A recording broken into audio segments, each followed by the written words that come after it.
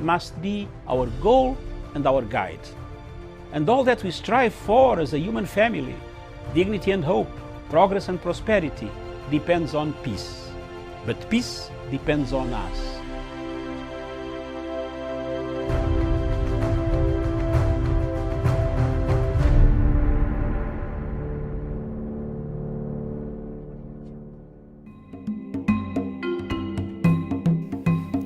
Fellow Africans, since 1957, when Ghana gained independence, there has been quite a lot of political, social, economic indicators on the African continent that show that Africa has progressed from pre-independence Africa to post-independence Africa. Ghana, your beloved country, is free forever. From now on, there is a new African in the world. That new African is ready to fight his own battle and show that after all, the black man is capable of managing his own affairs. 66 years down the road, Africa finds itself with the first country, Ghana, having gained independence. We find ourselves still locked up, controlled, manipulated, instructed, logistically supplied, equipped by foreign powers that dictate our agenda. Africa is endowed with plenty of minerals, resources, good weather. The climate is so favorable for the growth of food enough to sustain us. But we find ourselves in countries where hunger is killing people. Hunger is killing people because most of the people have taken to arms to fight wars, conflicts. Starvation has taken the place of development. In most African countries like Sudan, South Sudan, Central African Republic, Cameroon, Nigeria, in Biafra, and north of Nigeria there is Boko Haram, Somalia in the Horn of East Africa.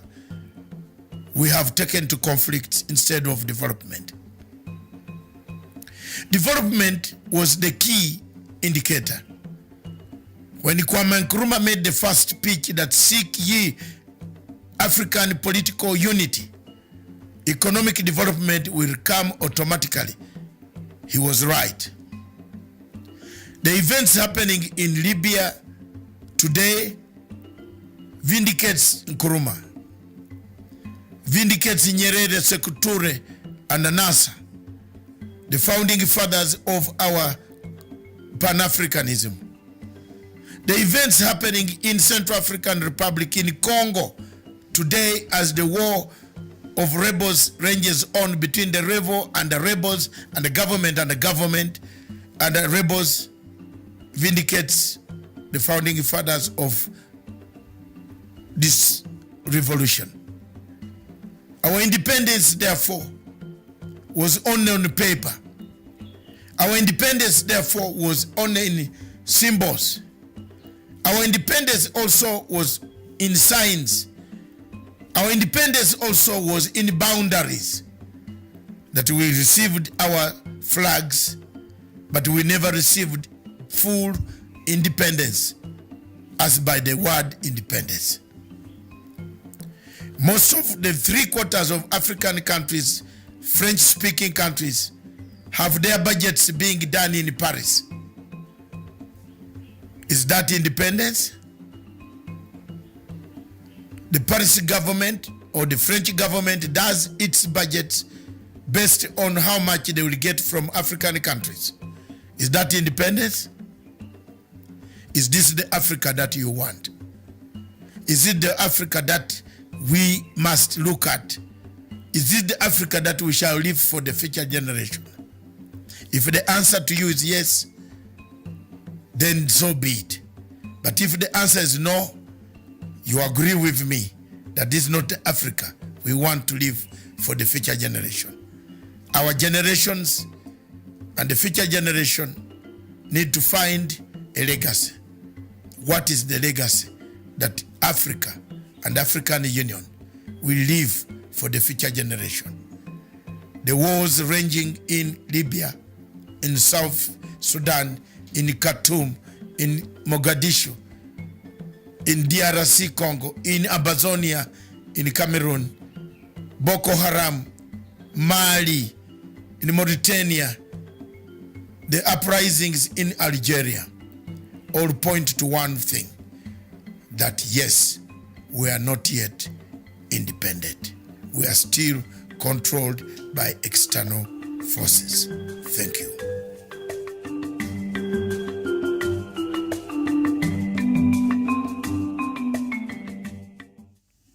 Good morning, and thank you for joining us. This is Diplomatic Clicks, and my name is Miriam Ogut, and on today's show, we shall be looking at is multi-party democracy the greatest impediment to progress in Africa? Looking at Africa's political dynamics and the increase of multi-partyism in different countries in Africa, has it become an impediment to the progress in the African continent? Have we been engaging too much on politics, political parties and all that has made us not focus on things that really would move this continent forward? But we saw that after liberation from the colonial powers, mass movement occurred in Africa away from the multi-party system, which had at first prevailed, and of course they were usually superseded by some form of a one-party rule. We saw a lot of, after, during the colonial powers, you had a bit of some parties, but after, we got to our independence, a lot of countries, especially around Africa, went back to becoming a one-party rule. But in the early 1990s, we saw a renewed fight for multi-party democracy here in Kenya and indeed across other states across Africa. So to help me, advance this conversation, I'm joined by Professor Jared Onyari. Professor, good morning. Good morning, Miriam, and our viewers. All right, very well. So as we wait for the rest of our panelists to join us, just a quick question to you, Professor, just from the topic we're having today.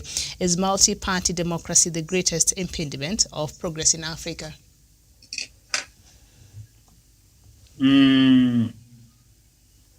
There should be a discussions on what democracy, the multi-party democracy can do, why multi-party democracy, how did it came into being? Remember, Miriam, at independence in most African countries, as they attained their independence, Miriam, we had multi-party democracy. So when it was late 60s and 70s and 80s, Miriam, some of the independent African states, Miriam, they went into one-party regime. You remember, Kenya was one case study, Miriam. And after the fall of communism, Miriam, the Soviet Union, Miriam, there were no two superpowers in the world, Miriam.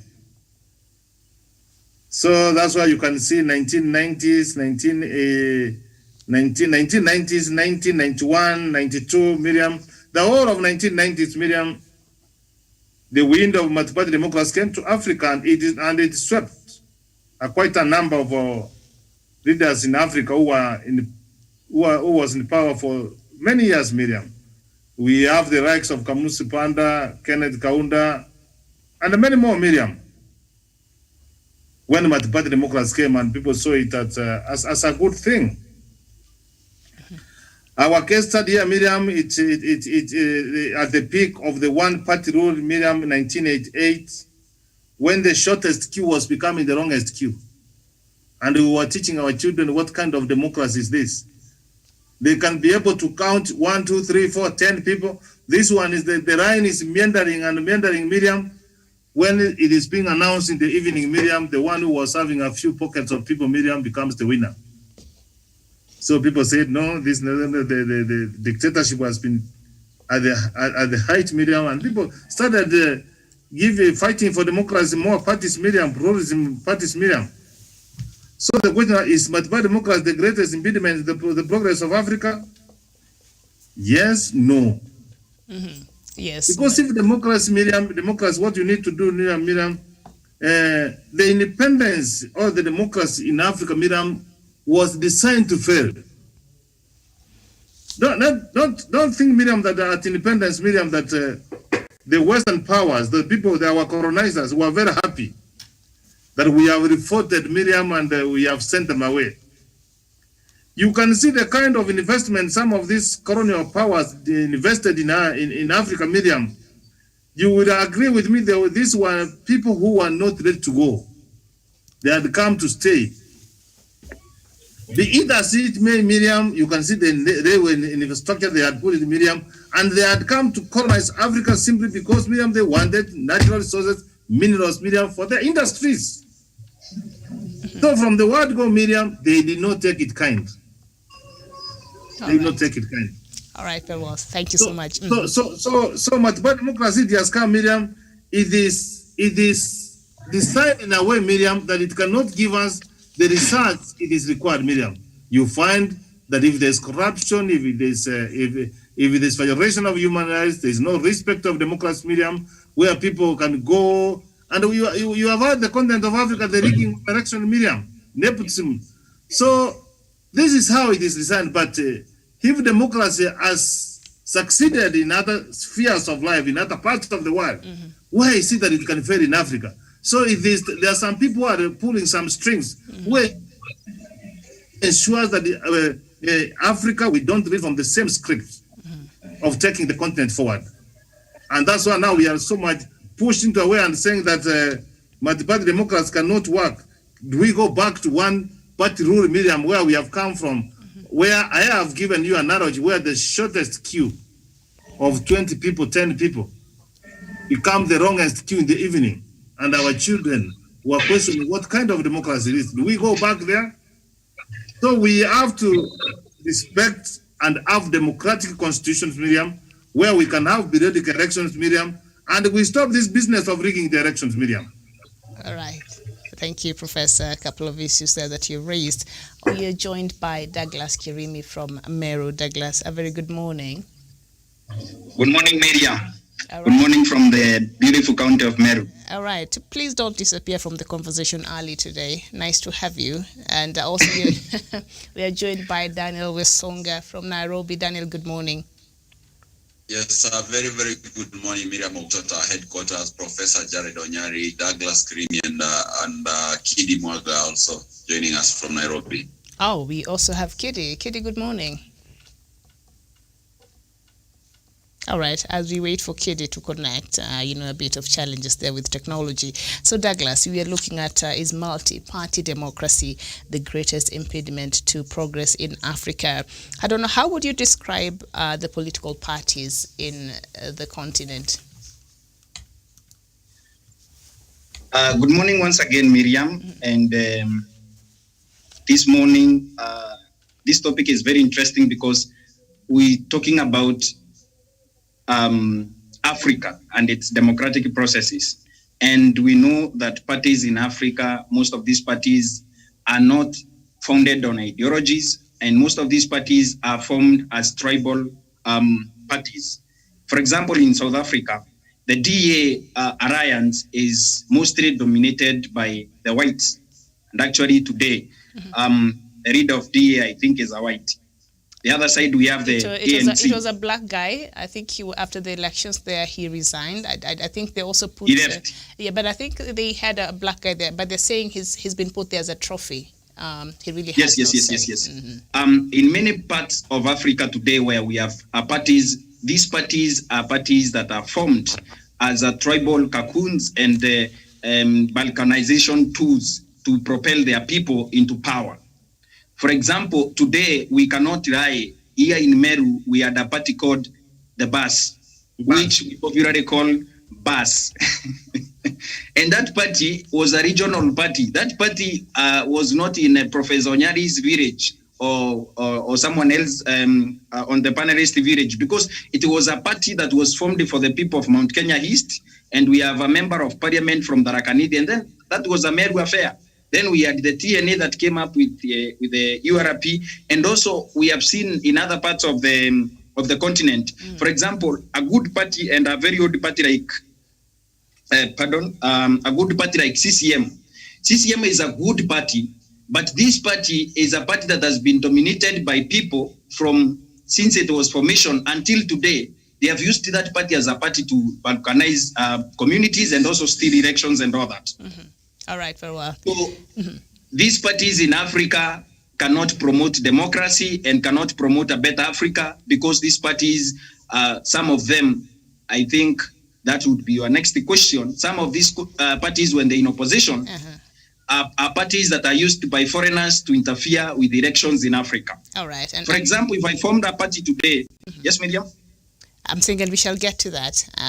So you're saying, after they get to power and the opposition, they're used as a means to destabilize a country. That's what you're saying. Yes, please. You're saying once a lot of opposition parties across Africa, they've been used by external forces to destabilize the country. Is that what you're saying? Yes, because these parties are very broke. When parties are formed, bureaucrats in government will form their own ruling party, and the other parties, the opposition parties, are underfunded. Remember, we have a very contentious issue in this country about political funding, where ODM has been accused of shortchanging other parties. We never had opposition parties being funded by government directly, enjoying funding, which would have stopped foreign powers and NGOs that are used to sabotage governments in Africa from using opposition parties and civil society to destabilize Africa. And there is no other reason than why Africa is being destabilized today, because we are poor. We have no means of purchasing power. Purchasing power in political parties will mean that these parties would be funded, and the people that would fund the parties would come and destabilize the government in Africa. And that is the greatest impediment to democracy in Africa. We cannot have a poor party that is led by Douglas Mundi Keremi that is so poor that it cannot fund its own agents from standing against election theft. So these parties in Africa are used as a tool to destabilize governments in Africa, and it is the greatest impediment to democracy in Africa, Miriam. All right, very well. But we're looking at the greatest impediment to progress. I think when the democracy is much better, then progress is much better in a country, I would assume. All right, thank you so much, Douglas. I shall come back to you. Kidi, good morning. Good morning, Miriam. Long time no seen. I know, you come and then you disappear. Please stay Glad longer. to be back. All right, very well. So now I've been asked that you fix your headroom there. So as you do that, I will go to Daniel. Daniel, what Douglas there has raised, said that a lot of our parties across, not just in Kenya, you've seen, and very interestingly, we were brought democracy, but when you look at the people who brought us democracy, the US, they have like how many prominent parties? Yeah, it's much better. The US has how many prominent parties too? The UK, how many prominent parties? I think two, and also others, but usually it's just to Labour and Conservative, the US Republican and a Democrat. So they brought us, and then us, we decided to take it to another level. We saw last year when Nigeria was going to its election, it had over 70 presidential candidates. Uganda has, I don't know how many, Kenya, I don't know how many. So I don't know. Douglas has raised issues with the agenda, or rather the issues that advise the formation of these parties, and the premise, as from what he said, is already flawed, but because it's not formed on something that has to do with the people or the agenda that a certain party stands for. Would you say that is correct, Daniel? Miriam, first of all, we have to agree that democracy is not an African outfit. Rather, it is a colonial outfit. That is a system which the Western countries use to govern themselves. And before the Europeans, the colonizers and the missionaries came to Africa, Africa used to have its way of governing themselves. Different tribes, different dialects had their own kingdoms, monarchical systems. some had their fiefdoms, some had their chiefdoms, and this is the way they govern themselves. And even others had some way of consensus where they govern themselves under village heads and community leaders. And therefore, democracy came to Africa as a very alien system of governance.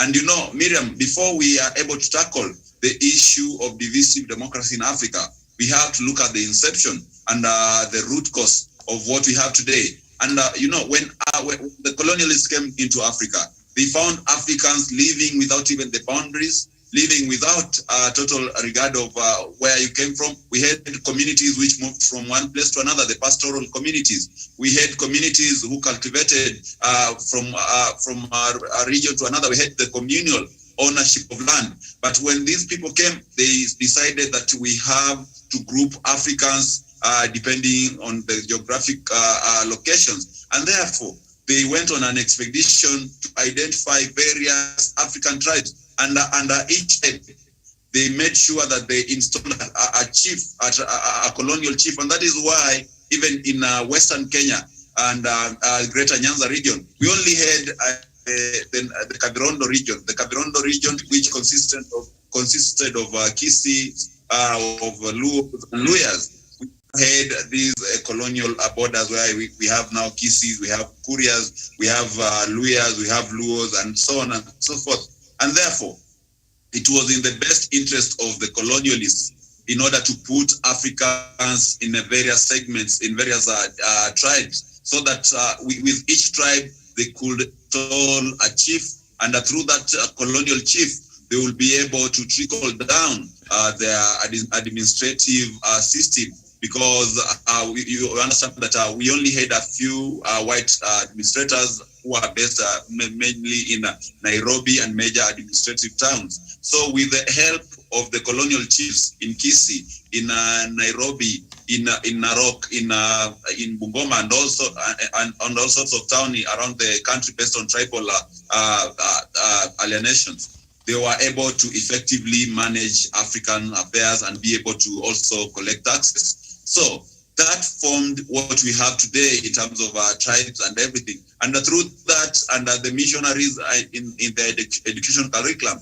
they were able also to strengthen languages, tribal languages, and they made it part of the curriculum in the education system in learning particular languages, stressing on their culture, and that puts the African people into different cocoons. And with that, tribalism was so much, and ethnicity was so much strengthened within the African community society. So, coming back to the time when the colonialists left Africa, Miriam, that was the time when Africa, at the very first time, was confronted with the problem of ethnicity.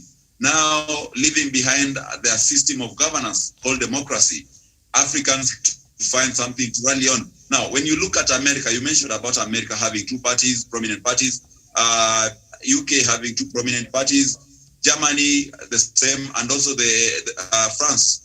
And when you look at these societies in the Western world, these are societies which were never divided on the basis of a tribe.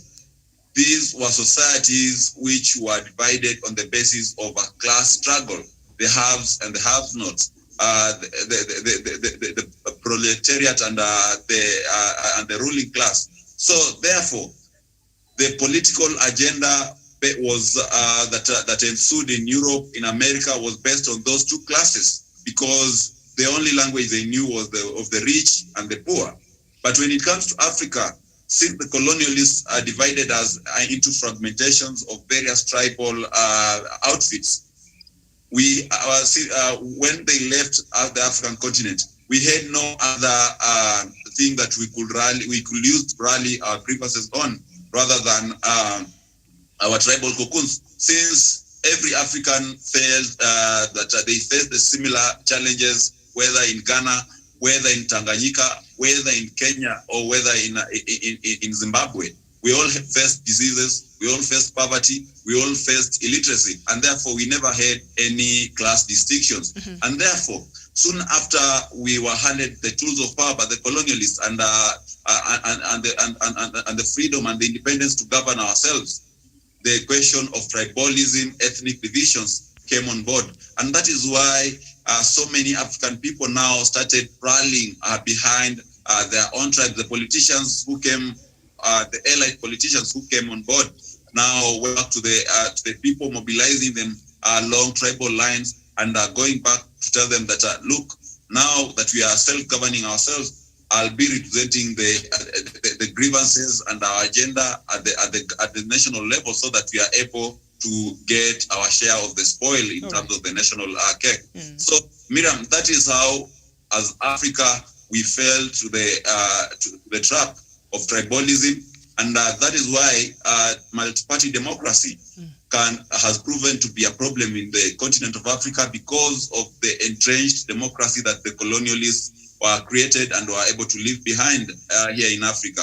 So therefore, in post-independence years, you are able to see that most African nationalist leaders, from Kwame Nkrumah, from Sekou Toure, from Gamal Abdel Nasser, from Mwalimu Julius Nyerere, Joshua Nkomo, and Nelson Mandela, they tried as much as possible to rally African people behind a single party system, because they understood that the problems of the African people were similar. We faced poverty, we faced illiteracy, we faced disease, and the tribal divisions were not the creation of the African people. Rather, this was a scheme by the colonialists in order to keep African divided, and also to make sure that they effectively imposed their rule upon the African people. And therefore, they knew that if African were continue to be divided among themselves as they were under the colonial leadership, then the African dream of prosperity and getting our economies to the global stage will never be achieved. And that is why Kwame Nkrumah and many like-minded African leaders dreamt about the United States of Africa. All right. That is my submission, Miriam.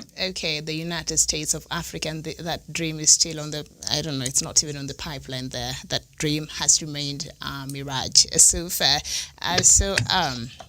Kitty, we've seen after liberation from the colonial powers, there was a mass movement that occurred in Africa away from the multi-party system that had prevailed earlier, and this seems to have been superseded there by a one-party rule in a lot of African countries. But in early 90s, we saw a renewal and a struggle for multi-party democracy, and we know Kenya, the repealing of Section 2A of the Constitution that allowed a multi-party democracy there. How do you think we are doing so far in terms of that? And is this multi-democracy working towards bringing progress in Africa? Thank you, Miriam. I have heard the eloquent submissions by my colleagues Sean and Douglas, and I beg from the outset to say that my submission will take a fundamental departure from their submission. One, I must say that I am trained as a lawyer. Two, I must say that I am a Pan-Africanist. And three, I must say that I am God's instrument of love in a hurting world. And one of the things that has brought immense suffering to our people is what we call what we call strongman tactics, that was brought about by the era of single-party dictatorship. Truth is, let me also say from the outset, borrowing from the words of the American Declaration of Independence, that government is instituted among men to secure the rights of men. And in going a step further, they say that no man is good enough to govern another man without that other man's consent. Democracy is a new phenomenon because it started in ancient Greece. So that countries that are today associated with democracy, like let's say the US and the UK, what you call the Western democracies, were initially not democracies. But then there is this scholar and philosopher called Thomas Hobbes, who says that the life in the state of nature was short, nasty, and brutish. But then there came a time when that state of nature was replaced.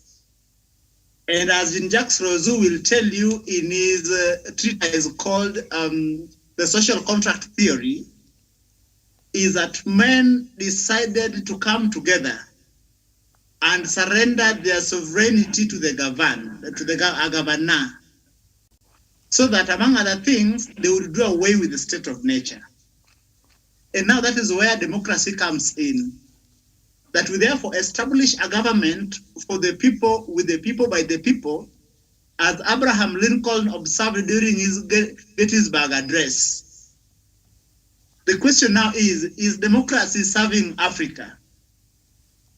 Our political mobilization in its very nature, especially in the last 2-3 decades, since the advent of multi-party democracy, has first been imperfect. Imperfect because when we reintroduced multi-party democracy, after about 30-20 years of single-party dictatorship, then you realize that the political class at that point in time began to sow the seeds of ethnic discord.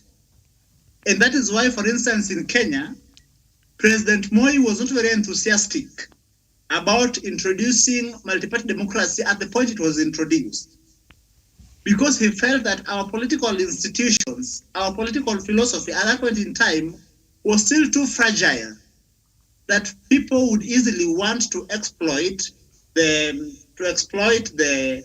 ethnic tensions to the disadvantage of our common good. Today, as we speak, courtesy of democracy and democratic processes, we've had leaders come to power. We've been able to hold governments accountable in a better way than we would have done in dictatorship, in a better way than we would have done in a monarchy, in a better way than we would have done in a theocracy.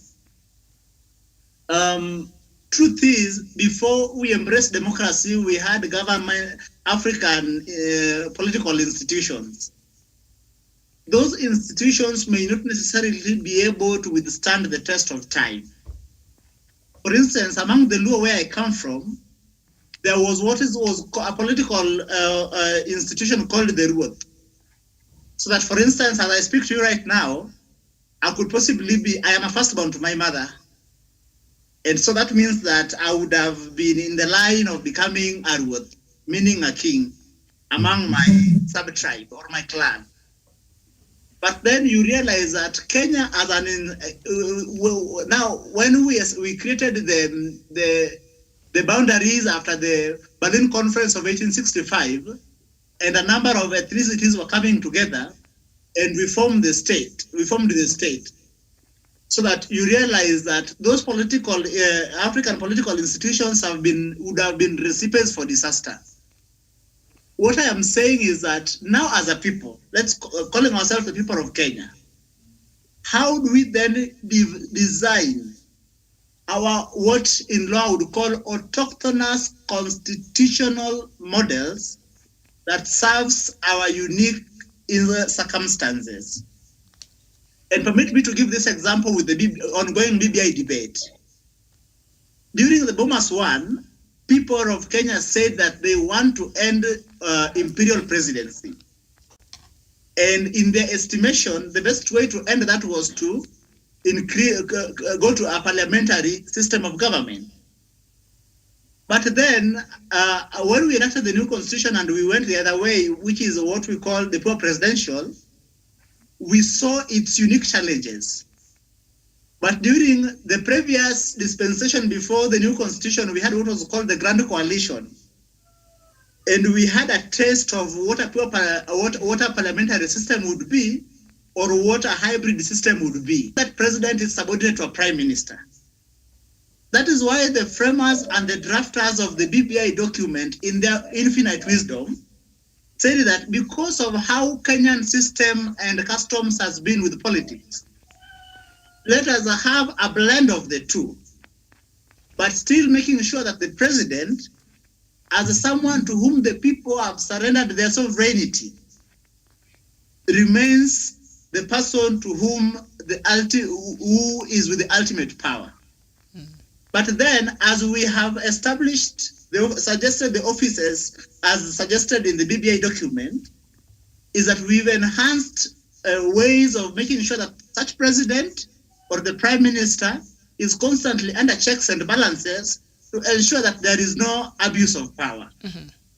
In finishing, I would say that democracy is the worst form of government, save for all the others. In spite of all its weaknesses, it is our best shot at making sure that we are in charge of our own affairs. Thank you.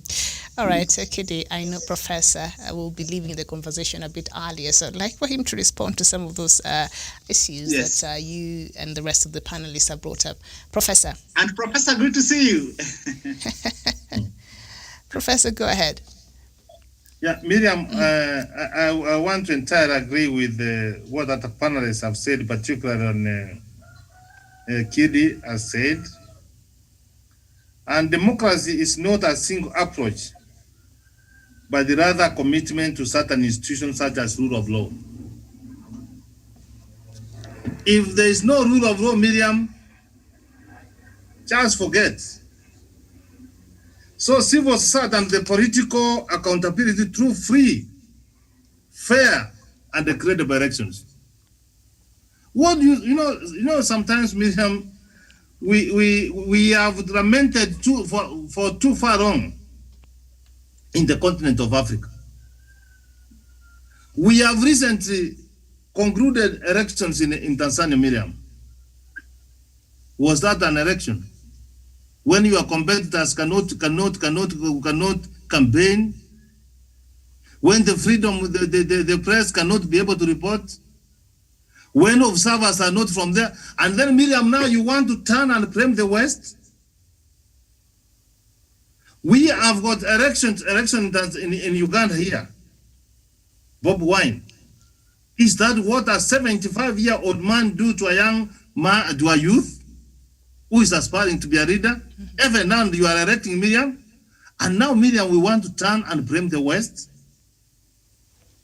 So let me just have this to say, and I read a foundation, and this is what the fellow panelists had said. The late Jaramogi Oginga Odinga once said, Moi anaona mbele kama giraffe. And there are some of the things which Moi could say, you may agree with him or not agree with him, but they came to be true. When we were struggling to bring multi-party democracy in this country, alisema vyama vitaleta ukabila. Did he go wrong? Douglas was trying to say that someone came with a bus to carry people. But it turned people, it cannot even carry people in a village. Fort Kenya in my days as a youth, Miriam, let me tell you, Fort Kenya Simba. It was a lion. It was Simba. But these days it's not even a village party, Miriam. It's not even a cat.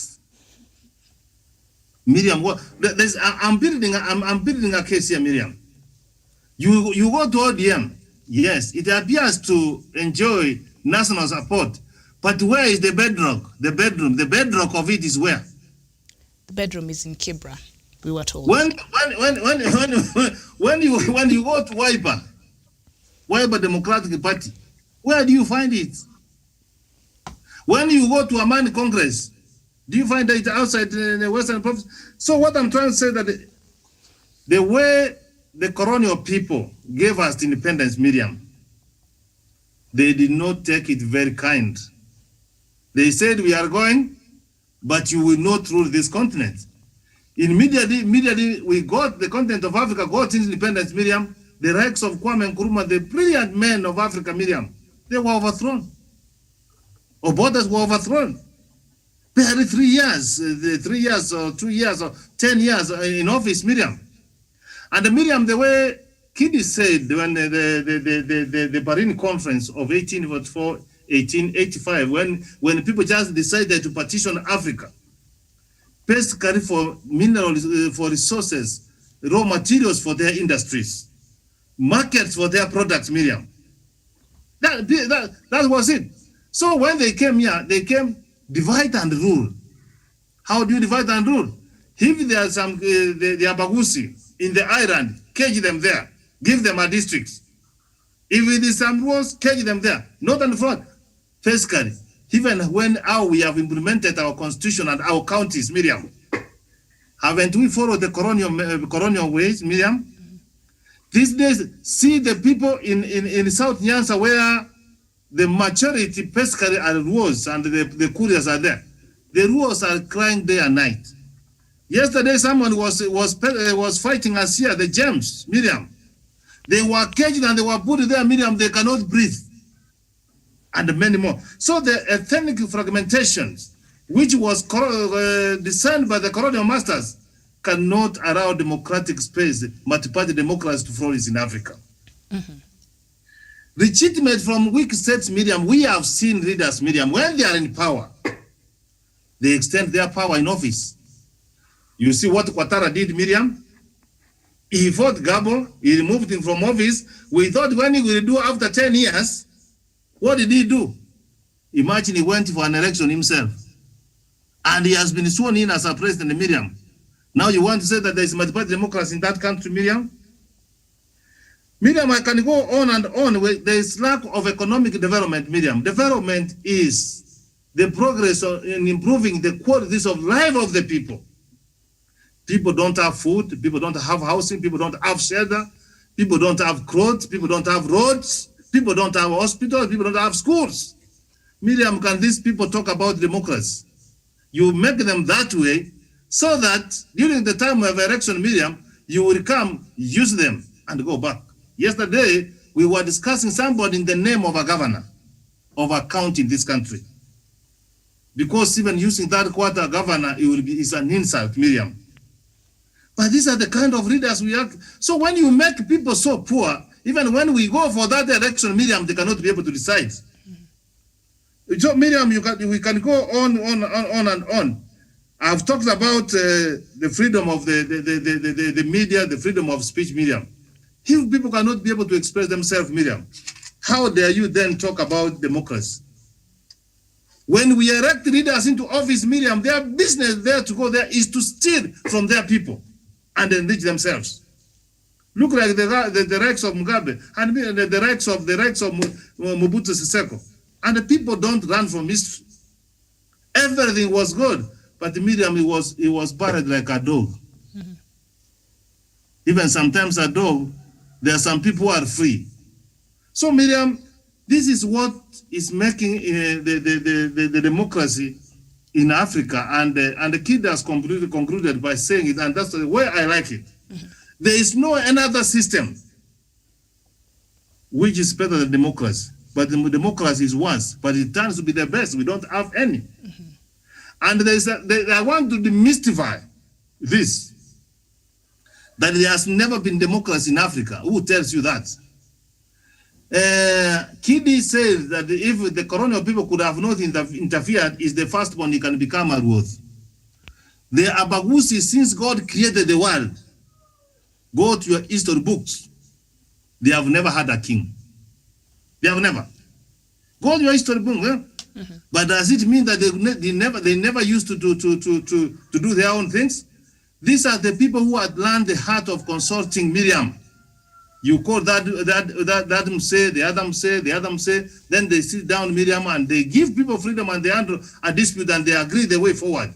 They did not want someone to rule over others. So what am I trying to say, Miriam? If the colonial people had not interfered with us, our system was the best. But now that we want to build a modern society, we are making a constitution. Let us respect the rule of law and play by the rules. Then we can just like another democratic society anywhere in the world. I submit. All right. Professor, thank you so much. I know you have to go, or you will stay with us just a little bit longer. But okay. All right. Thank you there. Douglas Akirimi, earlier on, professors said that democracy in Africa was designed to fail from the onset. Douglas? Miriam. Maybe Javan. Oh, Javan is here. All right, Javan. Good morning. Yes, still morning, 11:45. Yes. Democracy in Africa was designed to fail. Do you agree? Miriam, one thing that we must agree, I've listened to the submissions made by my fellow panelists, and it's quite interesting and learning to the people who are watching us, and as a learning moment even from the panelists themselves. And Miriam, something that I'm coming from my own angle. I think when we had these colonialists coming to our country and our African continent, they came up with goods. They came up with the Bible. They came up with other goods, the clothing, and so on. And what they did, they made sure that African were dependent on their masses, and that is how they were able to erode and to ruin their culture. And Miriam, that is what even in the today's political dispensation, that is exactly what is happening. When you come to Nyeri, for example, there were the people who resisted, and those people who were resisted the colonialists, and there are those who collaborated with the colonialists. And Miriam, from the onset, you could see that African leaders, they were not quite sure of where they were heading in the terms of leadership, and that is why it was easy to erode them and to make sure that they lost their culture. And Miriam, if there's something that the colonialists did, is to make sure that we do away with our beliefs, we do away with our culture, so that we can start buying their narratives. And Miriam, when people are taken to school, that is where they led all these manner of things, of changing their minds, and we eroded our culture. Then we came with the point is, in order to achieve that, the colonists used the handouts. Let me call them handouts for this moment. And they used to give them to African leaders who collaborated with them. And those who resisted, they saw that the lives of those who collaborated were changing. Their kids were taken to school. And Miriam, the people who today lead in this country, majority of them, they have a history of having one of them in a political arena, even before the independence. And that is how it comes to be. And Miriam, they did that, and they ensured that those who resisted collaborated, and they were all now came together in one basket. And when we got our independence in the 1963, especially in Kenya, the government that we had, it was quite clear of where it wanted to take this country. But the colonists, they didn't leave. They started interfering. And that is why we ended up having a dictatorship kind of leadership in the entire African continent. And this was a result of the kind of making sure that the African leaders, they felt like they were entitled to rule forever. They were entitled to rule and to submit their people into abject poverty, to ensure that their people are not getting the right resources or services. And that is how it came to be. Miriam, in today and the current dispensation, as we speak, we have leaders who have inherited those characters of bad leadership from the colonialists to the first leaders of this country after independence, the culture of independence, extreme capitalism, where we have leaders who think that they are the only people who are supposed to have good lives, who are supposed to have good services. And I saw yesterday even the members of parliament saying that in case of an emergency, through maybe COVID-19, they need some choppers and helicopters to airlift them to the best hospitals in this country. That kind of mentality, that kind of entitlement, that is what is ailing Africa today.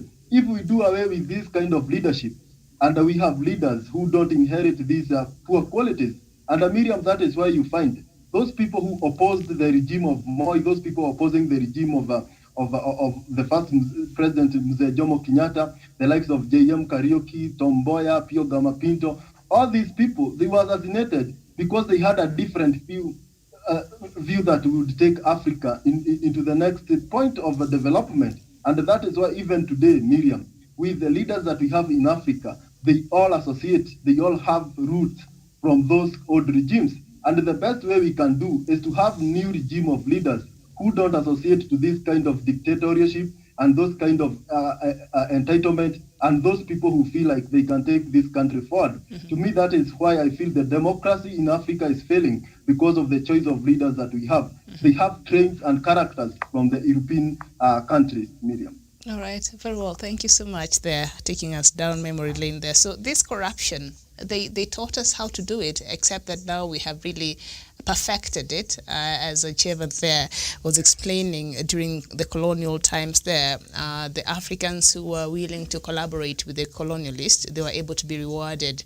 So that essentially is, they introduced us to corruption, you're unscrupulously rewarded for something that maybe you don't even deserve, but we have really perfected that very bad habit there. I don't know if Douglas is back. Maybe not. So Daniel, yes, would you like to respond to that? Please come again, Miriam. Oh, you're back. Very well. So we've seen the many parties that we have. Let's just look at Kenya in the first instance. Even as we speak right now, getting ready for 2022, I'm sure so many parties have been registered, and we'll be shocked at how many parties we have when it comes to 2022 during our electioneering year. So these parties, as we've seen, they have increased, not just in Kenya, but in a lot of other African countries, with the exception of maybe Tanzania, Uganda, and where we know it is a struggle. But we've seen the increase of so many political parties, and with the increase of so many political parties, we've seen a lot of political bickering, and in the middle of that noise, do you think there has been too much politicking at the expense of development, and so has multi-party democracy become the biggest impediment of development in Africa? Thank you, Miriam.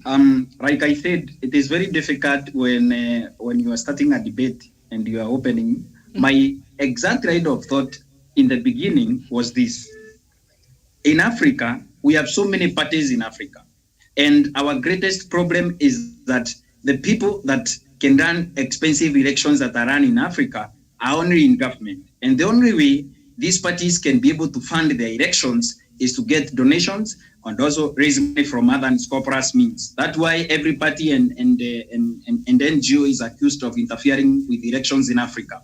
And remember, the democracy that we have today, we copied it from European model. We picked it from morning, and by noon, we had inserted it into the Kenyan software. We have no inbred African software in terms of democracy as we call it today. Today, these parties are struggling. Parties are struggling to get funding. And the only way we can be able to guarantee, and I think Kenya has started implementing that, is that these parties would be guaranteed. Governments can be able to set aside small monies for parties to be able to participate in a democratic process so that there is no interference in elections and all that. One of the greatest problems that have engulfed the democratic processes in Africa is that so many people want to be noticed and put themselves on the front line and get funding from Europeans. We have had many people, investigative journalists say, NGOs and political and the world or Western political machinations have been planted into our democratic processes through parties.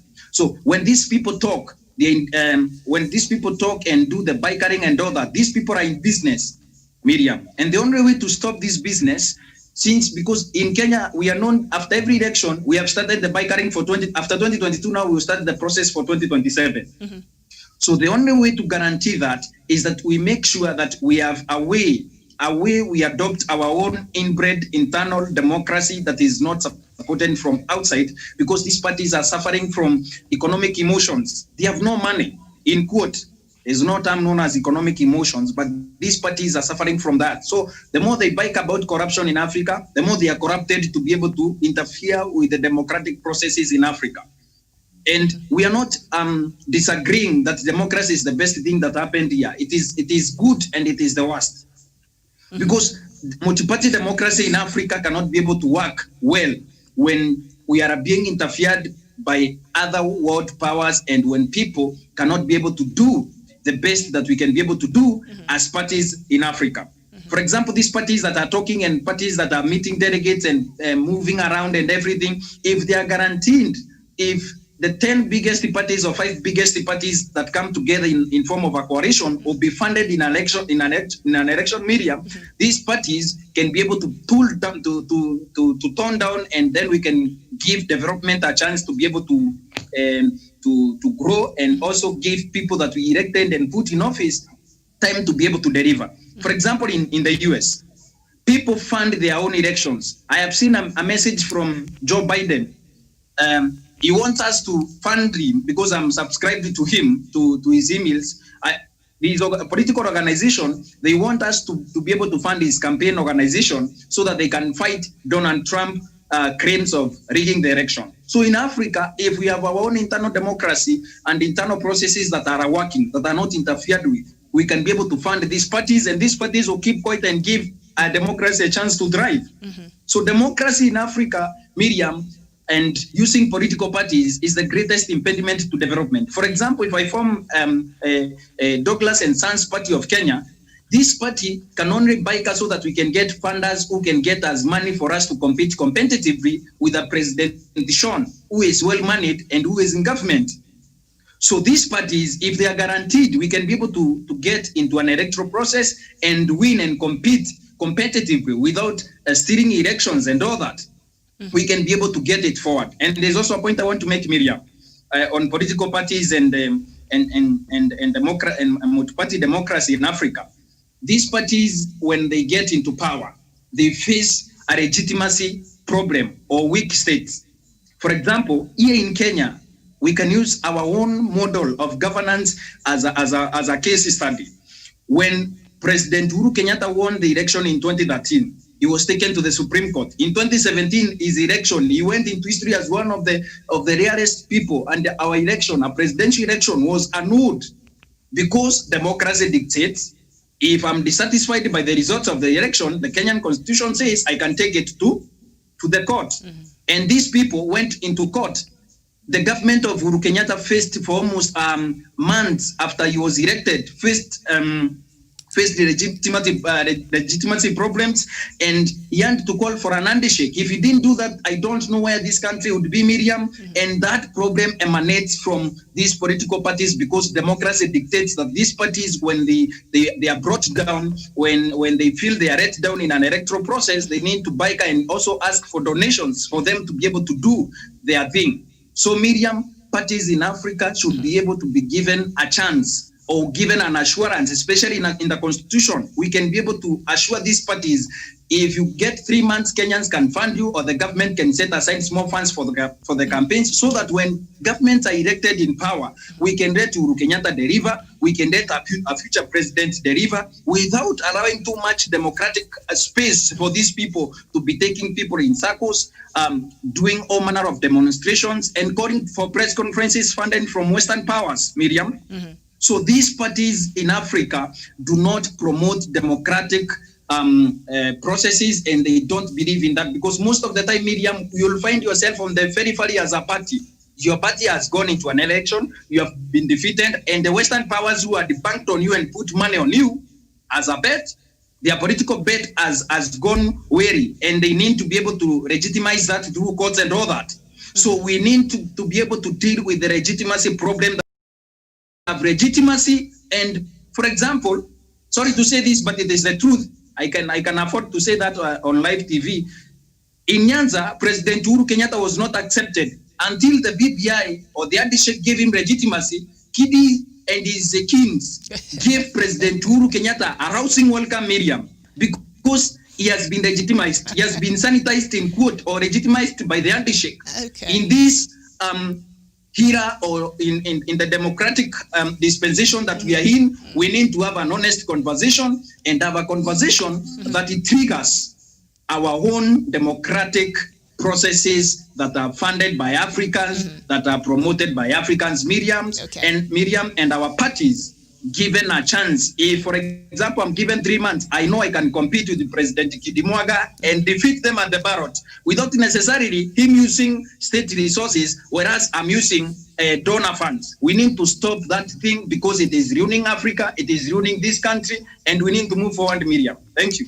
All right, very well. I'm not sure Kidi was there during that very arousing welcome of President Uhuru Kenyatta there in Kisumu. But okay, Kidi, I shall come to you just in a little while, but I want to go to Daniel. The many parties here in Kenya, has it become our biggest downfall in a quest to achieve a working democracy? Because we is it promoting a development in the country, the many parties of the dynamic multi-party democracy that you have today in the country? Or is it our downfall? Yes, Miriam, it was a latent dream amongst the first independent fathers of African continent, not only here in Kenya, but across Africa, that the African people needed to come together and rally behind a single party so that they have to champion together a single agenda of rebuilding and being able to create a better society and alleviate a majority of the African people from poverty. And that is why in post-independence Kenya, it was a desire of our founding father, Mzee Jomo Kenyatta, to extend an olive branch to the leadership of the KADU party to come on board into government, so that they could be able to chart the single agenda of eradicating poverty, disease, and illiteracy among the Kenyan people. And that for the first time succeeded, and Kenya had a very clear path of success until 3 years later, 6 years later, when the coalition snapped and they went separate ways with his deputy, Jaramogi Oginga Odinga. And that is how Kenya drifted away from the rails of progress. Let us go back, maybe make a comparison with what happened in Nigeria. 6 years after Nigeria got its independence, after with the first Prime Minister, Bakar Balewa, he admitted, Miriam, that honestly Nigeria was a country which was brought together not by the ideas and the vision the people shared, but because the colonialists put together a people who had very different political ideologies, who had different religious inclinations, and people who never shared a common dream. And that is why 6 years into independence, the federal government of Nigeria broke and fragmented, and they fell into a civil war. So therefore, that tells you that, as Douglas said, as Kidia said, as Professor said, that yes, democracy is the best system of governance for now, but it's also the worst, meaning that Africa is a continent which is so much entrenched into tribalism and ethnic discussions. So when you trickle this down and come back to Kenya as it is right now, Douglas has just mentioned that prior to the handshake, Kenya was becoming much ungovernable. There was a lot of upheaval every now and then. We were described by perpetual demonstrations, civil unrest, and political sabotage each and every electoral cycle. And that was something that really had a very big repercussion on how our economy was faring on our cohesion as a country, as well as just the various sectors of this country. So to me, I feel like democracy, multi-party democracy, has not had the best benefits for the country, and it has served more to divide the country and bring more political tension than it has served to bring progress and development to the country. And look, Miriam, for instance, whatever is happening today in Uganda, people in Kampala can no longer go ahead with their business because the various political candidates who are campaigning for the presidential election are in town, and they are drumming up their support ahead of the 2021 presidential election. So it tells you that even though the white people, the colonizers, left us with a system of governance which they deemed that it would be best to uplift the African people from poverty and give them a clear path of progress, this system has failed, and therefore there's a need for us as a people to really reevaluate and come up with a system of governance that really is African bred, that can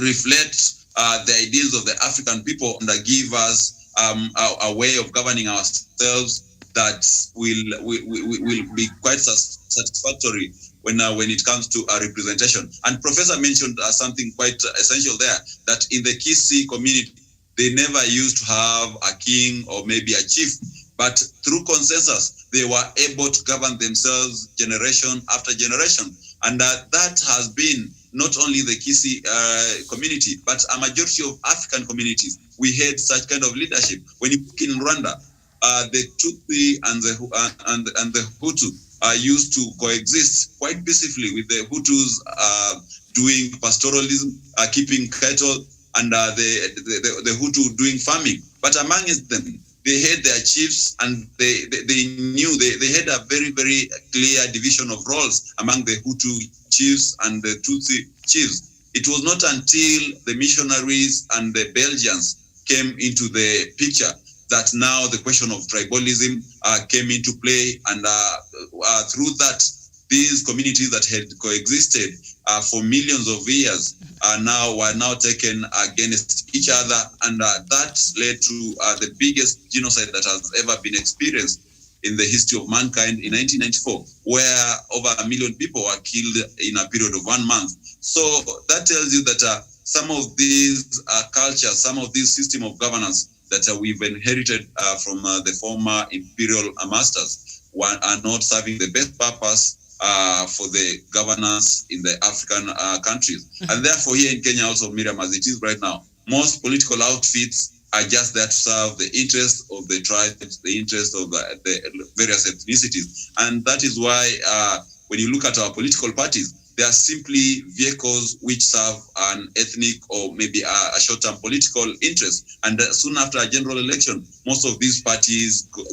get into extinction, and they are no longer there to perpetuate the agenda of the people in a long-term basis. Mm-hmm. So to me, I think multi-party democracy is and has always been the cause of the problem and upheaval in the African continent. And without it being addressed adequately, mm-hmm. then Africa will never rise above the ethnic tensions, the tribal wars that happen across Africa, and the proxy fights between various ethnicities that has been witnessed in South Sudan, in Uganda, in Kenya, in Tanzania of late, and in various parts of West Africa. So to me, democracy, multi-party democracy, was not a well-thought idea in Africa, deeming to the fact that the structures were not put in place to ensure that these parties that come on board do not rally behind an ethnic narrative, but rather on a nationalistic agenda,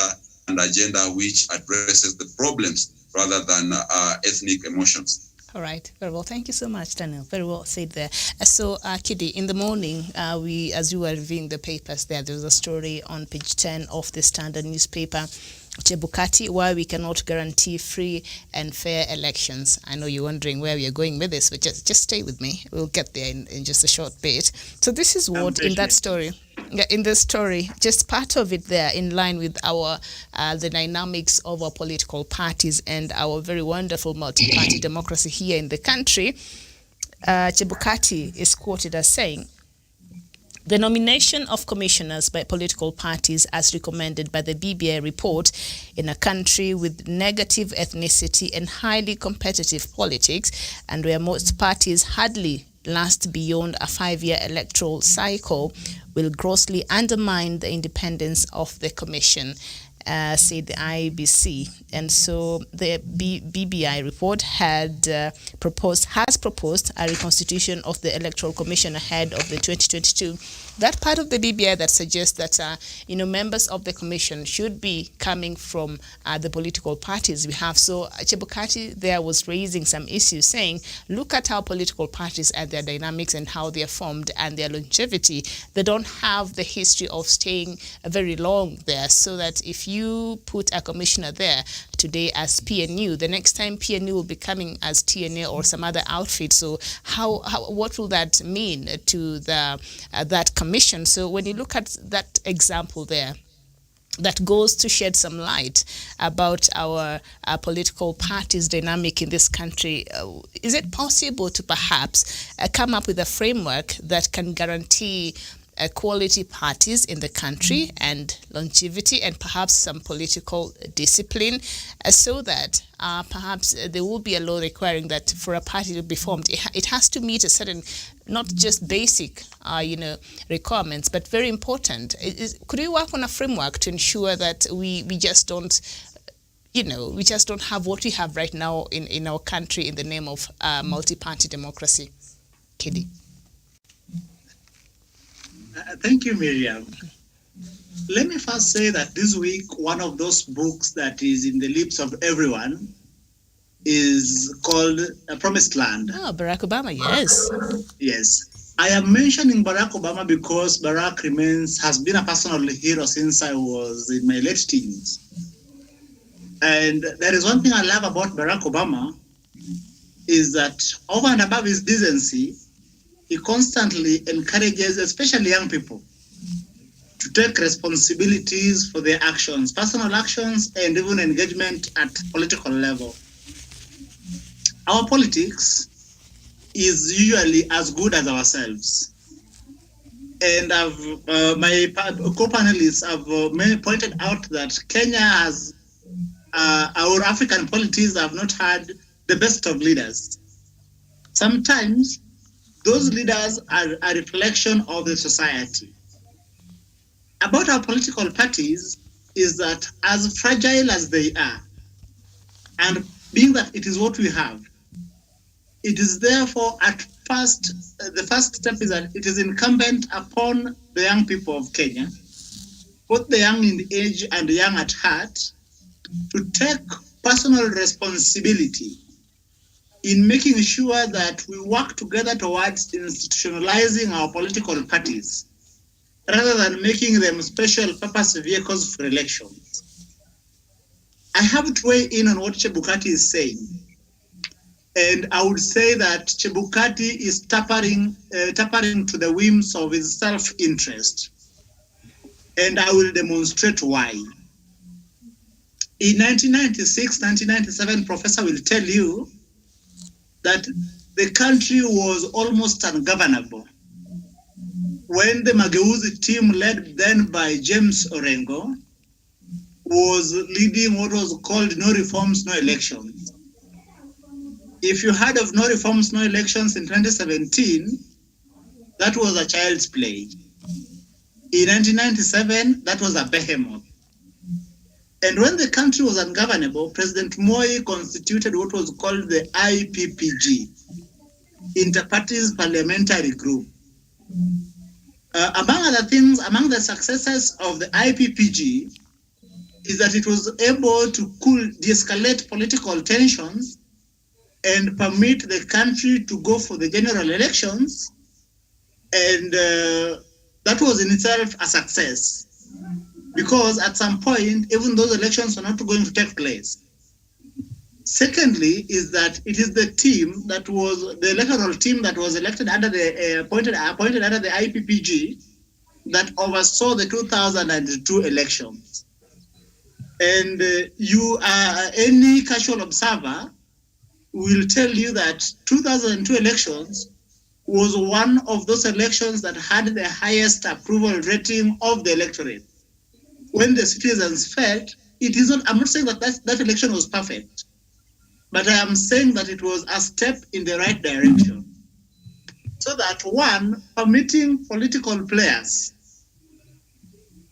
to be able to have a hand in the picking of the electoral team, in a way helps increase confidence in that team, especially in an ethnically fractious polity like ours. So in building our political institutions, the first role is personal responsibility. Let young people get into political parties that they identify with, that they think they would have a voice, that they would think that if such a political party forms government, then that would be their own government. For instance, I must go ahead and say that yours truly is a proud member of Kenya African National Union, KANU. And KANU is not a party, let's say, of the Kalenjins because our chairman is a Kalenjin. It is not a party of the coastal community because at some point it had a huge following in those areas. It is not a party of the pastoralist communities, but it is the party of the young people across this country. And all these young people who are self-motivated have come together and are investing their time, energy, and intellect in rebuilding KANU as a political institution. That is the first step that all young people must now take. And when I talk about young people, I mean young in age and also young at heart, like Professor. Thank you. All right, very well. So in line with democracy and multi-party democracy here, I've seen our viewers here have been sending us messages here of free Bobi Wine. The multi-party democracy in Uganda has been under trial. It is under trial and has been for a while because police arrested yesterday. Protests broke out Wednesday in parts of Uganda's capital Kampala after supporters of Ugandan pop star turned politician Robert Kyagulanyi, popularly known as Bobi Wine, learned of his arrest. Police fired tear gas and rubber bullets as the politician's supporters engaged them in running battles demanding for Bobi Wine's unconditional release. He's still being held by the police there in Uganda. So when you look at parties like NRM, which have never understood why Museveni has never thought to change the name of that party, National Resistance Army, and you have been in power for what? How many years now? Nearly 36 years. And then you go back to our neighbors here, Tanzania, CCM party, Chama cha Mapinduzi, has been there since, God knows when. When you look at these old parties and that came up during and after gaining independence in a lot of African countries, they have some level of entitlement, and they're not very keen on multi-party democracy. Karanja, why do you think that is the case?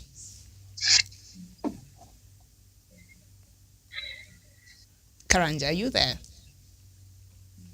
Yes, maybe Miriam could just come in. Karanja seems to have some technical hitch. And Miriam, when you look at even the MCP, the Malawian Congress Party of Dr. Hastings Banda in Malawi, these are parties which have been there since independence. And the structures of these parties, when you compare them with whatever we had in Kenya, KANU, when you compare them with Chama cha Mapinduzi in Tanzania, when you compare with Nkuruma's CPP, when you compare it with what we had in the Democratic Republic of Congo under Patrice Lumumba, these were parties which had a very, very elaborate structures.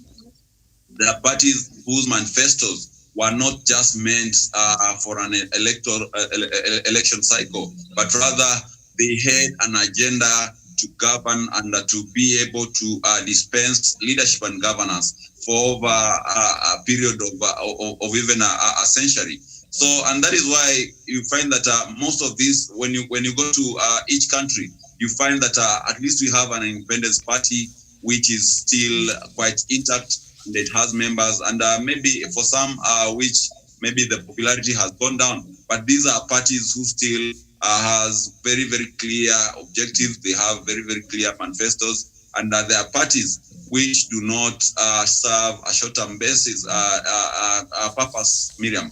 So to me, I think that is what we need to go back to as nations in Africa, so that we have parties which are formed on ideologies, and that is the point of departure from whatever we have today as parties. Because tomorrow, Miriam, when we declare that in Kenya the campaigns for 2022 are on, you'll see so many briefcase parties being registered, whose manifestos and agendas are only there to serve the immediate problem that is there. When you ask them about the long-term basis, the long-term vision that they have for the country, very few of them do have such an idea and a vision. So the reason why these old parties are some kind of feel that they're entitled and they really have the spirit of the nation with them. It is because they have the spirit of the nation with them, like Museveni has the spirit of the nation with him. Yes, and yes, when you hear Museveni talk about the national assistance movement, okay, from where I sit, I feel like this is something that reminds Ugandans of where they have come from, and perhaps it is with President Museveni's regime, no matter how long he has been in power, but we have seen Uganda see a relative period of peace and tranquility. Of course, I do not agree with him on the basis of staying in power and the strong tactics that he uses to quell the dissident voices there in Uganda, the kind of repression that you are seeing even currently.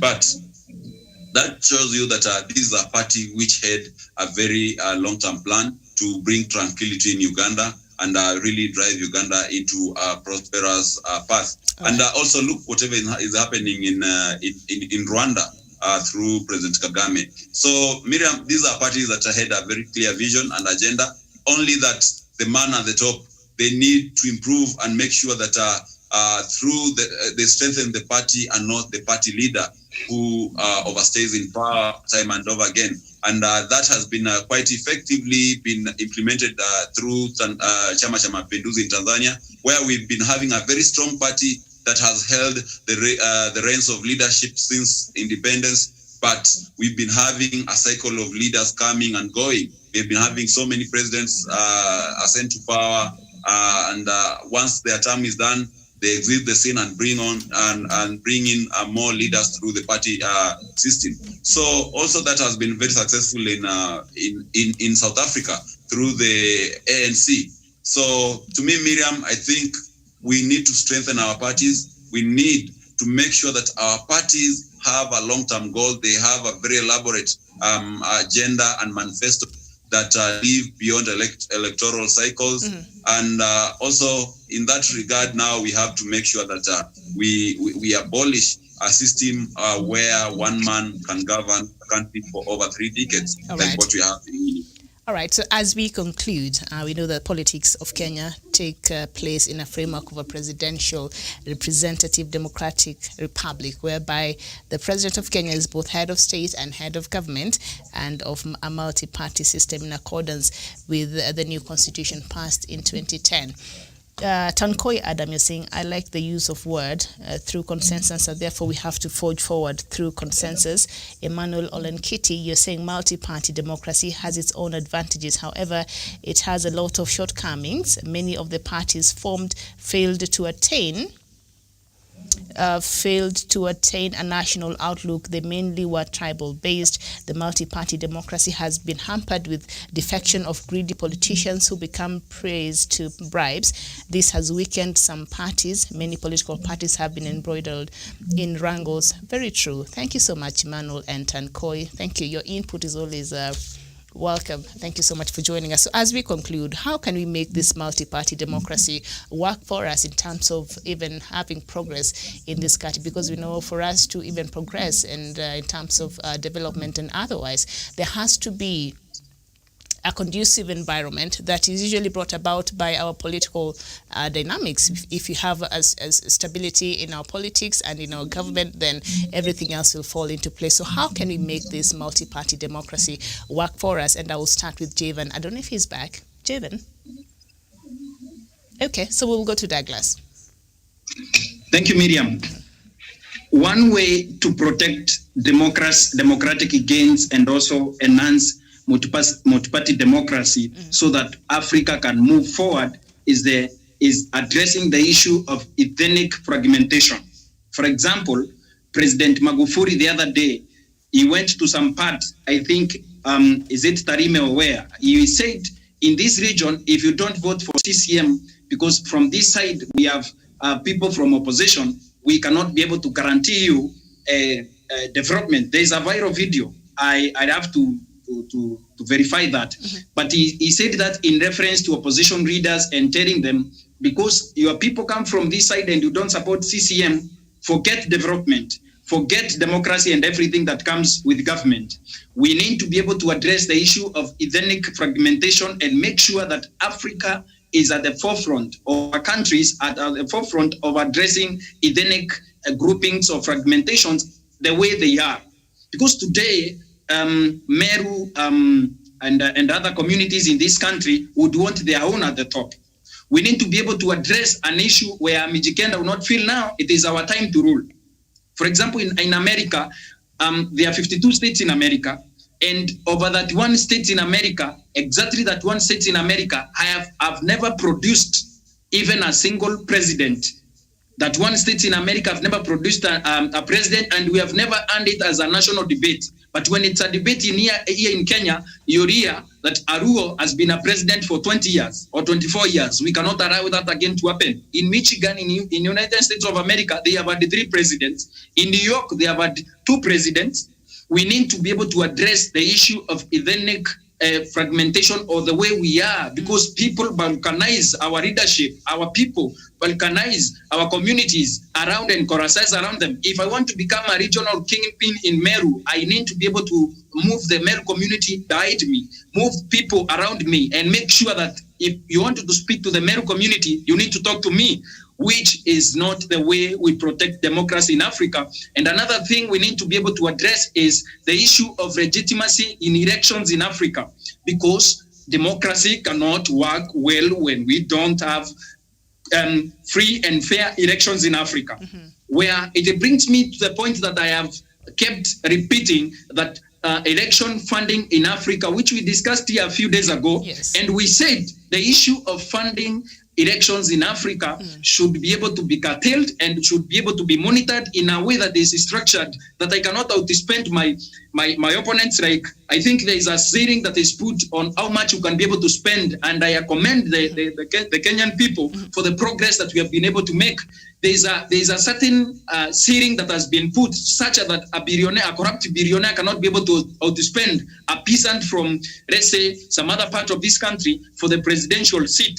We need to be able to address that and make sure that when elections are held in Africa, they are legitimate elections, and free and fair elections happen in Africa. And that can only happen without internal interference, internal funding, and when we have clear structures, and those structures and institutions are obeyed in terms of the rule of law, we can be able to move, like the professor was saying. The rule of law should be able to work in a democracy, and should be able to give us freedom of expression and speech and all that, and be able to guarantee us a good democracy in Africa. Again, there is also another thing that can be able to give us a clear roadmap on where we can be able to move from there, is equal distribution of resources or economic empowerment. For example, before in this country, we used to have a president or someone in government would come from outside and declare this road will be tarmacked. This place will receive government funding, and if you are not able to get on the side that the president is, if you oppose the president, you will not get development. But today, for example, here in Kenya, we are in such a structure that the government, no matter who gets into power, they can be able to send at least 15% of the national resources to counties, to develop counties. Whether we oppose President Uhuru Kenyatta, which we don't in Meru, I want to put that clear, which we don't. We need to be able to put it on record that those people that share the national resources, for example, government have to put structures where resources have to reach northeastern, central, western Kenya, and the Rift Valley, without necessarily having to bow down to a political figure or a political god or a regional kingpin. For example, if someone is appointed in government, they don't have to worship William Ruto in Rift Valley. In central Kenya, for me to be appointed a minister in central, I don't have to bow to President Uhuru Kenyatta. So we need to be able to address the issue of ethnic fragmentation as a people. We need to work around legitimacy issues, and also economic empowerment, so that democracy can permit, so that democracy can grow, and so that democracy can be able to be enhanced. Because there can be no democracy when there is not economic development. We can have the best constitution that we can ever have, because Kenya has been touted, the Kenya's constitution has been touted as the best progressive constitution around the world, but we need to be able to address the issue of economic development. And last and not the least, Miriam, we need to be able to deal with the issue of elections after every 5 years. For example, President Uhuru Kenyatta has a good agenda, the Big Four agenda, which he said through the BBI or housing cannot be delivered in a first term only. For example, it came in 2017. He cannot be able to deliver that in one term. We need to have a coalition of parties in Africa, and this thought is not coming from me alone. Even the rich president from Ghana, Jerry Rawlings, he was saying people should be able to agree. Parties should come together and get into power as coalitions. We can see in Kenya there are no political demonstrations and all that when Baba came together with the President Uhuru Kenyatta and supported the same agenda. Whereas corruption in government should be called out, when people still should go to jail and all that, we need to be able to come, like Sean was saying, we need to come together with a common agenda that can be achieved, let's say, at a period of 10 years, and we appoint a president for 5 years from a particular party, where the other parties who have formed a coalition are in government. We should also forget forming political coalitions for the purposes of winning elections only, which happens in Kenya. For example, today, an election agreement or memorandum is only honored during the elections only. You call each other my brother in elections. After elections, you win, you go your way with your people. We need to address that and come together and form coalition of parties and get into power for a period of like about 10 years. Then another will take over 10 years so that we can be able to consolidate development with an agenda, with a goal, like Sean was saying, for about 10 years. Every five years, if I get elected today in 2022 in Meru, I can have a problem because before I set out my agenda, the people who want to run against me would start again campaigning against me, and I will be distracted from and focus on my competitors. We need to be able to curb that medium, and thank you, I submit. All right, very well. Kumi, alafu kumi, wewe, Douglas. All right. Thank you so much. All right, Kidi. Efforts to create an economically enabling environment and build administrative and other capacities will be wasted if the political context is not favorable. So what they're saying is, even as we enjoy this field of a very dynamic multi-party democracy here in Kenya, or indeed across Africa, it must work for the greater good of the citizens. If it's not, then it's not serving its purpose. So how can we make the multi-party democracy work, not just for Kenyans, but for Africa? Well, one thing about democracy that we must appreciate is that democracy is premised on certain presuppositions. And at the very least, we must let those presuppositions to prevail. If you look at the preamble of our constitution, it begins with these words: we the people. Then it says a lot of things like acknowledging the supremacy of the Almighty God, acknowledging our ethnic diversity, but at the very top it says we the people. Democracy presupposes that the people are at the center. The other thing that the democracy presupposes is that there shall be a free press. The other thing that the democracy presupposes is that what Professor said something very profound, that there is a rule of law. You cannot have a rule of law when, for instance, you do not have a judiciary that is, one, independent, and secondly, accountable, at the very least to the people, as it should be. The other one is that in a democracy, we must also have a vibrant civil society. Or they say that all actors are self-interested. Sometimes those we've put in positions of trust, in an attempt to act in self-interest, have attempted to put democracy on trial. For instance, here in Kenya, we saw it in the first term when we had what was called the Evil Society, as a campaign being run by certain people in certain quarters to undermine the work of the civil society. The best thing about it is that we soon regained our sanity and moved away from that and began to appreciate what civil society at all times.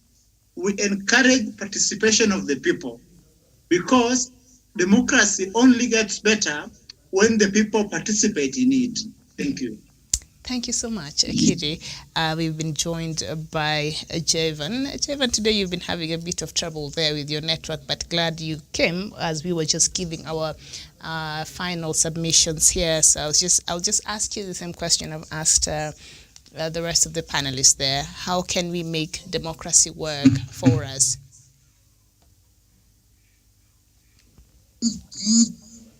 Karanja, how can we make democracy work for us?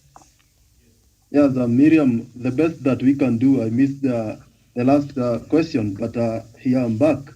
One thing that I must say before I answer that question is that we need to define our own democracy, a democracy that is fit for the African continent. Miriam, I said that when you look at Rwanda, those people, they feel satisfied with the kind of regime that they have, because if the data that they show us in the election of Paul Kagame winning with 99% of the votes, that is clear indication of that even if the president is a kind of a dictator or a person who wants to remain in power, they are quite satisfied with the work that he is doing. And that is why we want an Africa that can define its own democracy, a democracy that is African. You know, we have copied and pasted these alien democracies to our country, and that is why we are not able to run them as they are supposed to be. And they have their own shortcomings. And the shortcoming of this thing, Miriam, let me say this, is that they allow a ground that is favorable to drive of these political and tribal-based political parties, that they don't champion for any right, that they don't have any ideology. They're just there for the sake of attributing to support and they purport to support the views and the interests of our particular community. And we need to move away from that. And that is why I am quite in agreement that we need political parties that have a nationalistic kind of a look, that they champion for the interest of the whole country. Because only by that is when we'll be able even to have accountable leaders, because these leaders that we have in the country, they are taken to that position through a political vehicle, and that is a political party. Therefore, if we have good political parties that are quite democratic in their own space, then we'll be able even to achieve the Chapter 6 of the Constitution that calls for for men and women of integrity to be in the position of leadership. And we can only do that if we allow Kenyans to have a voice in everything that is happening in this country. Miriam, if people don't speak, if people are intimidated, if people don't know what is right and what is wrong, that is when they go and make the wrong decision, even at the ballot. And I think, Miriam, if there's something that we must do away, is to have leaders who are quite entitled to continue leading this country as if they're the only one who meet the credentials to rule. And Miriam, that is the only way to have a country that is great. And we avoid these leaders who are quite selfish, and we quite go for the selfless leaders who stand for something, who stand for an ideology, and leaders who have a history of supporting changes that are beneficial to the people of African continent. By that, we'll be able to have the regime change, because if we have these people who stand for something, for some changes at the helm of power, that is the culture they will try to infiltrate down to the people, and the people of Kenya and the people of Africa will start having a kind of a democracy that quite speaks well. And number two, what we can do is to have credible elections, and elections that reflect the will of the people. By doing that, that is the only way we can be sure that our democracy is working. But we cannot purport to have democracy when we have shoddy elections happening all over the country of Africa, continent of Africa. Therefore, we must ensure and we invest much in having credible and viable elections, so that the people might see that justice is done, and the people who are at the helm of power are the people who deserve and the people of Africa want to rule. And the number three is we need also to advocate for good governance. We be the champions of good governance, champions of good service delivery to the people of Kenya. We be champions who stand for the patriotism, because Miriam, when we love our continent, when we love our country, we'll do good to make our country better. But if we don't do that, corruption and nepotism, tribalism, those are the things that drive when people are not patriotic. Therefore, patriotism is a call and something that we must call in order, so that in all our African countries we have leaders and the citizens who are patriotic to their country. Because when you're patriotic, you will obey the rules, you will pay your taxes, you will do good to your country, ensure that your brother is well. That is what we mean by having a patriotic African continent. And number 3, we must ensure that even in the schools, we incorporate a culture of training young people at a very tender age the importance and the vices and the virtues of good governance, of a corrupt-free country, of having and to make the good decisions at the ballot. That sure will be able to have a generation that quite believes in the democracy and what it dictates. And Miriam, also we must avoid leaders who intimidate others, who use force, who use brutality to... All right. He signaled there, but I think he really must have almost exhausted all his points there, Chevan. Very key things. All right, thank you. Thank you. We seem to have lost you there for a few seconds, but thank you so much. Thank you so much. Thank you, yeah. All right, thank you so much, and enjoy the rest of your day. Daniel, as we conclude, how can we make the multi-party democracy work for us here in Kenya and indeed the rest of Africa?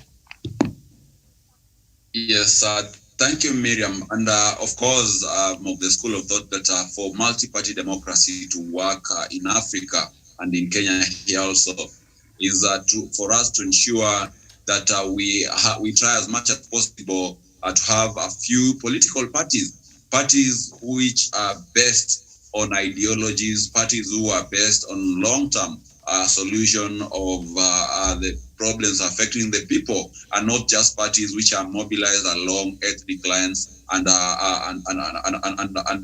individual loyalties.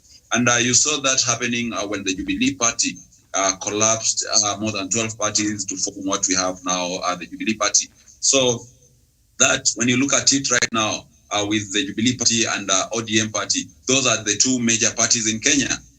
And with having a few parties like those, then it means that we narrow down our conversation just from the delegated ethnic talk to bring it, to elevate it to a national dialogue, a dialogue that really talks about development agenda, issue-based politics in essence, and we take a flight from the previous divisive politics, which were characterized by perennial bickering and very trivial matters are being discussed at the end of the day. So, Miriam, from my school of thought is that we need to reduce ethnically motivated parties.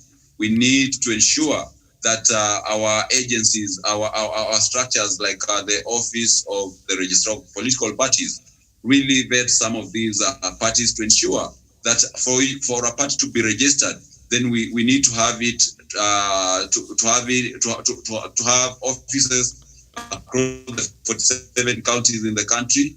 We need to have its members, at least a minimum number of members in each county, and at the top leadership of the party organ. We also need to have a representation that will paint the ethnic diversity of this country. And with parties having such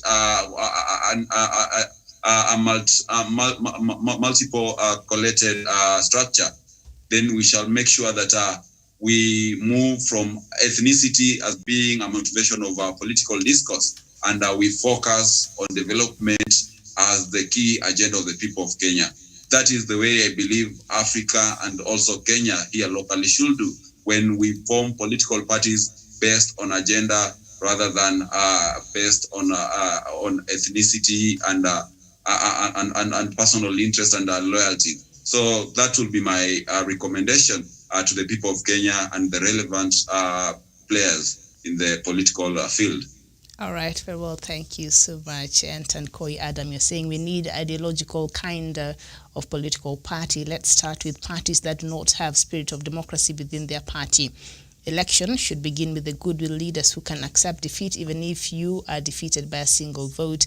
Patriotism in our leaders should be instilled such that if you are defeated, you don't use poor youth to go for maandamanos. All right, Tankoi, thank you so much. Also, Emmanuel, thank you so much, Daniel Wasonga. Thank you, Kidi Imwanga, and Douglas Kirimi from Meru. Thank you so much, as well as Chevan Karanja from Nanyuki. Thank you so much. And of course, Professor Jared Onyari, who left the conversation a bit earlier because he had to attend to another meeting there. And of course, I think the key thing that has come out here during this discussion is for democracy to really thrive, also the issues with our electoral process must be addressed, because that is what, like in this country, our electoral body is what really has been a bone of contention, and even right now we're still trying to find a way in how we can get it all right. And so for the voice of the people to count and to be respected, that means the electoral process must be beyond reproach, or something close to that. So that is something we're still working on, and a lot of African countries are still working on, among other things, that will ensure the multi-party democracy in Africa truly works for its people. Thank you so much for your time. My name is Miriam Ogutu. Bye-bye for now.